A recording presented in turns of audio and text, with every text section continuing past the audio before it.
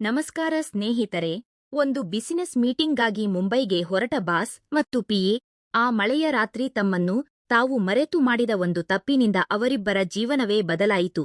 ಈ ಕಥೆ ತುಂಬಾನೇ ಚೆನ್ನಾಗಿದೆ, ಪೂರ್ತಿ ಕೇಳಿ. ಹಾಗೆಯೇ ಒಂದು ಲೈಕ್ ಕೊಟ್ಟು ಚಾನೆಲ್ ಸಬ್ಸ್ಕ್ರೈಬ್ ಮಾಡಿಕೊಳ್ಳಿ. ಬೆಂಗಳೂರಿನ ಒಂದು ಪ್ರತಿಷ್ಠಿತ ಕಂಪನಿಯ ಓನರ್ ಹೆಸರು ಅನನ್ಯ. ಅವಳು ತುಂಬಾನೇ ಸ್ಟ್ರಿಕ್ಟ್ ಲೇಡಿ ಬಾಸ್. ಆಫೀಸ್ಗೆ ಅವಳು ಕಾಲಿಟ್ಟರೆ ಸಾಕು, ಎಂತಹ ಧೈರ್ಯವಂತನಿಗೂ ನಡುಕ ಹುಟ್ಟುತ್ತಿತ್ತು. ಗಂಡಸರೆಂದರೆ ಅವಳಿಗೆ ಒಂದು ರೀತಿಯ ಕೋಪ. ಇದಕ್ಕೆ ಕಾರಣ 10 ವರ್ಷಗಳ ಹಿಂದೆ ಪ್ರೀತಿ ಮತ್ತು ನಂಬಿಕೆಯ ಹೆಸರಿನಲ್ಲಿ ನಡೆದ ವಂಚನೆ. ಅಂದಿನಿಂದ ಅವಳ ಮನಸ್ಸು ಕಲ್ಲಿನಂತೆ ಬದಲಾಗಿತ್ತು. ಗಂಡಸರೆಂದರೆ ಬರೀ ಸ್ವಾರ್ಥಿಗಳು ಮತ್ತು ಅಧಿಕಾರ ಚಲಾಯಿಸುವವರು ಎಂಬ ಭಾವನೆ ಅವಳಲ್ಲಿ ಮೂಡಿತ್ತು. ಆದರೆ ಅವಳ ಪರ್ಸನಲ್ ಅಸಿಸ್ಟೆಂಟ್ ಆಕಾಶ್ ತುಂಬಾನೇ ಒಳ್ಳೆಯ ವ್ಯಕ್ತಿ. ಅವನು ಯಾವಾಗಲೂ ನಗುನಗುತ್ತಲೇ ಎಲ್ಲರೊಂದಿಗೂ ಮಾತನಾಡುತ್ತಿದ್ದನು. ಅನನ್ಯ ಎಷ್ಟೇ ಕಿರುಚಾಡಿದರೂ ಬೈದರೂ ಅವನು ಮೌನವಾಗಿಯೇ ಇರುತ್ತಿದ್ದನು. ಆಕಾಶ್ನ ಈ ಅತಿಯಾದ ತಾಳ್ಮೆಯೇ ಅನನ್ಯಳಿಗೆ ಸಿಟ್ಟು ತರಿಸುತ್ತಿತ್ತು. ಇವನಿಗೆ ಇಷ್ಟು ಅವಮಾನ ಮಾಡಿದರೂ ಇಷ್ಟೊಂದು ತಾಳ್ಮೆಯಿಂದ ಇರುತ್ತಾನಲ್ಲ ಎಂದು ಅವಳು ಅಂದುಕೊಳ್ಳುತ್ತಿದ್ದಳು. ಹೀಗಿರುವಾಗ ಒಂದು ದೊಡ್ಡ ಬಿಸಿನೆಸ್ ಡೀಲ್ಗಾಗಿ ಇಬ್ಬರೂ ಮುಂಬೈಗೆ ಪ್ರಯಾಣ ಬೆಳೆಸಿದರು. ಮುಂಬೈನ ಸಮುದ್ರ ತೀರದ ಐಷಾರಾಮಿ ಹೋಟೆಲ್ನಲ್ಲಿ 3 ದಿನಗಳ ಕಾಲ ಮೀಟಿಂಗ್ ನಡೆಯಿತು. ಕೊನೆಯ ದಿನ ಬಿಸಿನೆಸ್ ಡೀಲ್ ಯಶಸ್ವಿಯಾಯಿತು.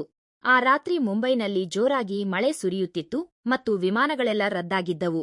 ಗೆಲುವಿನ ಖುಷಿಯಲ್ಲಿದ್ದ ಅನನ್ಯ ಅಂದು ಮೊದಲ ಬಾರಿಗೆ ಮದ್ಯಪಾನ ಮಾಡಿದಳು. ಮಿತಿಮೀರಿ ಕುಡಿದಿದ್ದರಿಂದ ಪ್ರಜ್ಞೆ ತಪ್ಪಿ ಮಾತನಾಡಲು ಶುರು ಮಾಡಿದಳು. ಆಕಾಶ್ನನ್ನು ಕರೆದು ಅಪ್ಪುಗೆಯೊಂದಿಗೆ ಡ್ಯಾನ್ಸ್ ಮಾಡಲು ಅವಳು ಮುಂದಾದಳು. ಅವಳ ವರ್ತನೆಯಿಂದ ಮುಜುಗುರಗೊಂಡ ಆಕಾಶ್ ಅವಳನ್ನು ಸಮಾಧಾನಪಡಿಸಿ ಹೋಟೆಲ್ ರೂಮಿಗೆ ಕರೆದುಕೊಂಡು ಬಂದನು.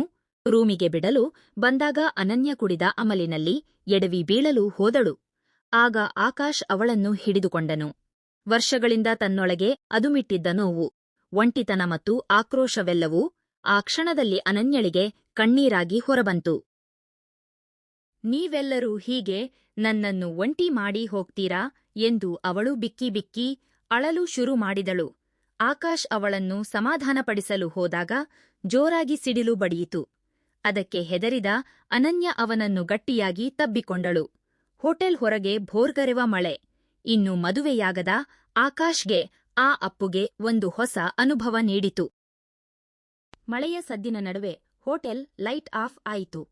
ಕತ್ತಲಲ್ಲಿ ಒಂಟಿಯಾಗಿದ್ದ ಅವರಿಬ್ಬರ ನಡುವೆ ಭಾವನೆಗಳು ಮಿತಿಮೀರಿ ಅನಾಹುತ ನಡೆದುಹೋಯಿತು.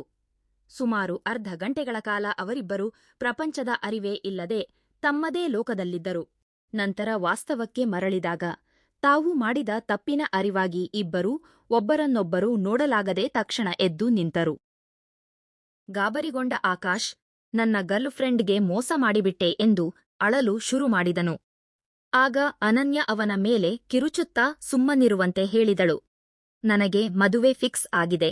ಈಗ ಅವಳ ಮುಖವನ್ನು ಹೇಗೆ ನೋಡಲಿ ಎಂದು ಆಕಾಶ್ ವ್ಯಥೆಪಟ್ಟನು. ಅನನ್ಯ ಅವನನ್ನು ಸಮಾಧಾನಪಡಿಸಿ, ನಾಳೆ ಬೆಳಗ್ಗೆ ಮಾತನಾಡೋಣ, ಈಗ ಹೋಗಿ ಮಲಗು ಎಂದು ಕಳುಹಿಸಿಕೊಟ್ಟಳು. ಮರುದಿನ ಬೆಳಗ್ಗೆ ಎಚ್ಚರವಾದ ಅನನ್ಯಳಿಗೆ ಹಿಂದಿನ ರಾತ್ರಿ ನಡೆದ ಘಟನೆ ನೆನಪಾಗಿ ಪಶ್ಚಾತ್ತಾಪವಾಯಿತು. ಅವಳು ಆಕಾಶ್ನನ್ನು ರೂಮಿಗೆ ಕರೆಸಿದಳು. ಆಕಾಶ್ ಸಪ್ಪೆ ಮುಖ ಮಾಡಿಕೊಂಡು ಬಂದಾಗ, ರಾತ್ರಿ ನಡೆದಿದ್ದನ್ನು ಮರೆತು ಬಿಡು, ಅದೊಂದು ಕೆಟ್ಟ ಕನಸು ಎಂದು ಭಾವಿಸು. ಈ ವಿಷಯವನ್ನು ಮುಂದೆ ಎಲ್ಲೂ ಚರ್ಚಿಸಬೇಡ ಎಂದು ಕಠಿಣವಾಗಿ ಹೇಳಿ ಅಲ್ಲಿಗೆ ಆ ವಿಷಯವನ್ನು ಮುಕ್ತಾಯಗೊಳಿಸಿದಳು.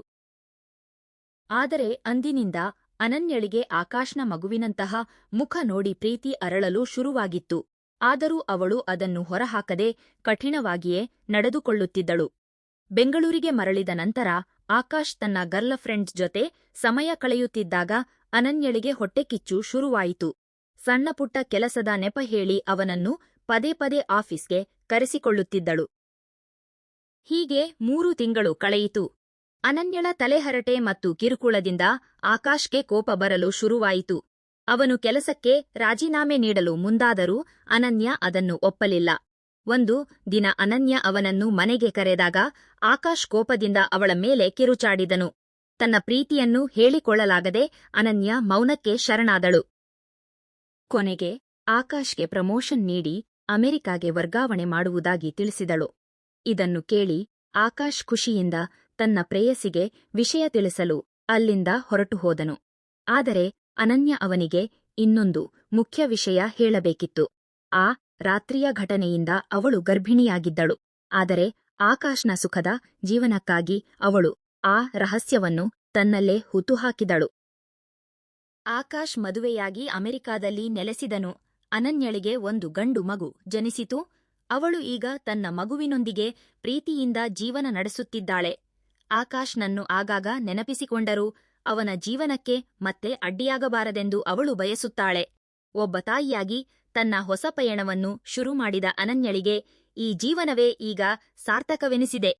ಈ ಕತೆ ಇಷ್ಟವಾಗಿದ್ದರೆ ದಯವಿಟ್ಟು ಲೈಕ್ ಮಾಡಿ, ಶೇರ್ ಮಾಡಿ, ಸಬ್ಸ್ಕ್ರೈಬ್ ಮಾಡಿಕೊಳ್ಳಿ. ಧನ್ಯವಾದಗಳು.